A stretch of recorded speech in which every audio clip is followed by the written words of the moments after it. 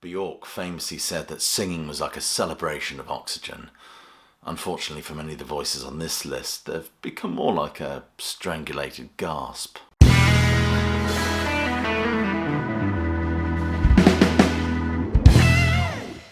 There's no doubt that being a singer is a tough old gig. You're centre stage, centre of attention. You're kind of a conduit for the audience's expectations, and whether they enjoy the show or not could very well rest on your shoulders. And vocal cords are tricky and temperamental buggers that can often let you down due to wear and tear, and they often deteriorate with age, which is the case with many on this list. Anyway, if you're new to this channel, please do click like, subscribe and check that notification bell so in the words of Steven Tyler you don't miss a thing. And check some of the links below this channel for ways you can support the sterling work done at Classic Album Review. Anyway, let's get on with it, shall we? Number 10 is Paul McCartney. There's no doubt that McCartney had one of the greatest voices in rock as far as I'm concerned. Life is what's happened to those wonderful chords of his. Deterioration due to age, all that screaming, and maybe the copious amounts of the old cosmic broccoli have taken their toll. Although this doesn't diminish this man's outstanding legacy, consider the vocals on Oh Darling or the vocal histrionics on Ram, for example. But these days it has to be said that his voice has been reduced to a kind of a pained squawk. One of my favourite songs by McCartney is Maybe I'm Amazed. Check out the comparison between these two performances. Maybe I'm amazed at the way you love me all the time. Maybe I'm amazed at the way you love me all the time. Or maybe I'm afraid of the way I love you. Or maybe I'm afraid of the way I love you. Put me on the line. You pull me out of time. Maybe I'm amazed at the way you pull me out of time. Number 9 is Bob Dylan. Now, of course, many argue that Dylan isn't exactly a great voice in rock. However, a lot of people argue that his vocal difficulties stem from the Street Legal album onwards, when he started to sing with more of a closed throat. I think trying to emulate gospel singers or to exercise more control, more expression perhaps. Move away from that shouty style he had in the mid-70s. Although I don't know about you, I rather enjoyed that shouty style of his. By the time he abandons this singing style around about Oh Mercy, I think the damage was done. His vocal cords were just absolutely ravaged. And of course since then he's, as I said, he just kind of recites the lyrics over musical backing. Hey, Mr. Tambourine Man, play a song for me. I'm not sleepy. Hey, Mr. Tambourine Man, play a song for me. I'm not sleepy. Number 8 is Axel Rose. And this guy always had a voice like it inadvertently slammed down hard upon his own scrotum. But the deterioration in his voice, perhaps due to age, due to abuse, is certainly apparent if you listen to him sing these days.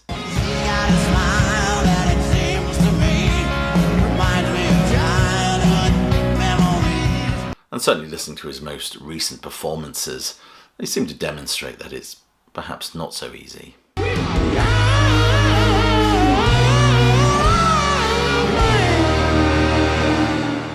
Number 7 is Vince Neil from Motley Crue.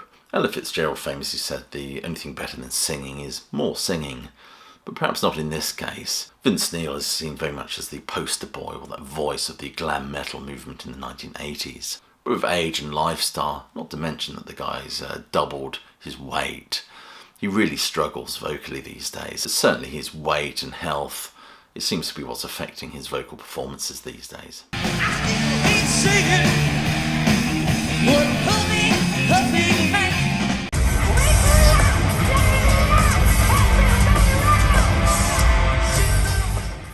Number 6 is Elton John.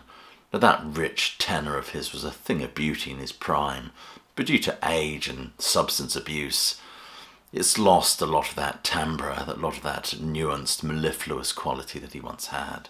She packed my bags last night to fly 0 hour 9 a.m. She packed my bags last night, pre-fly 0 hour 9 a.m. Not to mention he had to have benign polyps removed from his vocal cords around about 2007, and since then his voice has lowered considerably. I'm gonna be high as a kite, baby. And I'm gonna be high tight by then. Then we get to that bit where his voice, like Rocket Man, should soar, but unfortunately he seems to struggle to get off the ground. Number 5 is Bon Jovi, John Bon Jovi. This guy's vocal issues are well documented.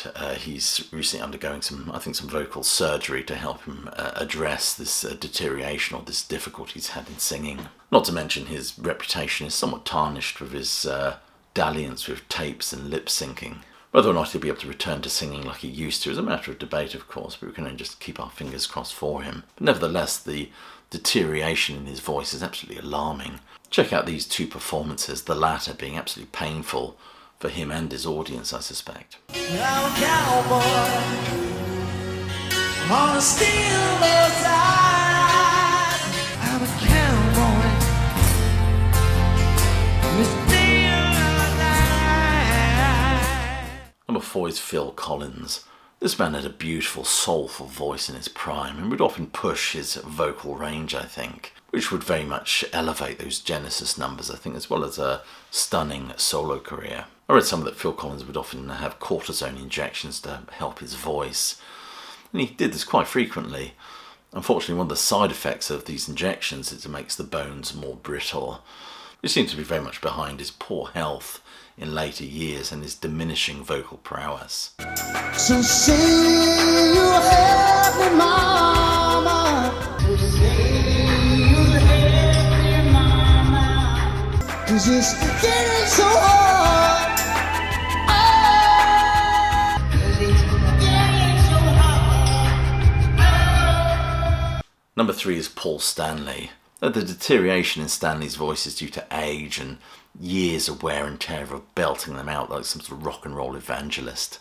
He said that if you want to hear me singing live like I used to, go and listen to Kiss Alive. Ironically, perhaps not the best example, as it's not really that much of a live album. Nevertheless, the vocal decline here is absolutely alarming. I really love you, baby. I know what you've got. I really love you, baby. I love what you've got. Number 2 is Geddy Lee from Rush. Now, his trademark shriek very much endeared him to a whole army of fans in the 70s, also alienating a lot of people as well. But I liked his voice. His voice had an otherworldly quality that very much suited to the mythological and philosophical themes of Neil Peart. However, over the last few years, and certainly the last few tours, people have noted a significant vocal decline. And this degradation has meant when he has sung that early material, it sounds forced, lacks nuance, sounds a bit desperate in some respects, as he reaches for notes that just are no longer there. No, I was feeling inside me said this time I was gone.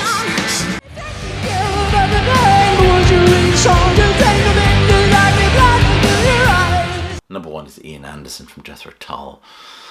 Jethro Tull are one of my favourite bands of all time, and Ian Anderson is such a great writer and artist. However, his vocal decline stems from the very late 70s, early 80s, where he was writing material that would push his voice to its limits, often straining it too hard in the live forum. I think he neglected to rest his voice after being diagnosed with quite a serious dose of laryngitis. He wouldn't cancel the tour, but just continued. Unfortunately, this damaged his voice irrevocably, prompting him in 1987 on the wonderful Crest of an Ave album to sing everything using lower tunings.